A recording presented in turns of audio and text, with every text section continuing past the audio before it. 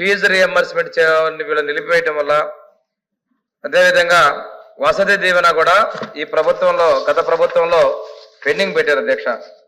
ఎప్పుడూ కూడాను 50% మించి విడుదల చేయలేదు అధ్యక్ష.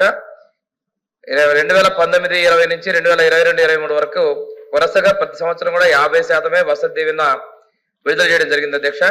23, 24 సంవత్సరానికి 100% కూడా విడుదల చేయలేదు అధ్యక్ష. మొత్తం మీద కూడా ఇప్పటికి విడుదల చేస్తుంటే మొత్తం 4,785.12 కోట్ల రూపాయలు విద్యార్థులకు బకాయిలు ఉన్నాయి అధ్యక్ష. వాస్తవంగా చూస్తే అధ్యక్ష చాలా దారుణమైన పరిస్థితుల్లో విద్యార్థులు ఫేస్ చేశారు అధ్యక్ష.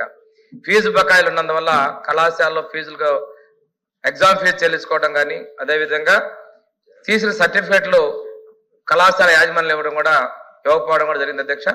ఇది సీరియస్ గా ప్రభుత్వం దృష్టికి తీసుకున్నాం అధ్యక్ష. పరిశీలన చేసి ఆ కాలేజ్ యాజమాన్యాలతో కూడా నెగోషియేట్ చేసి వీలైనంత తొందరగా ఈ బకాయిలు చెల్లించే విధంగా ప్రభుత్వం చిత్తశుద్ధి ఉంది అధ్యక్ష.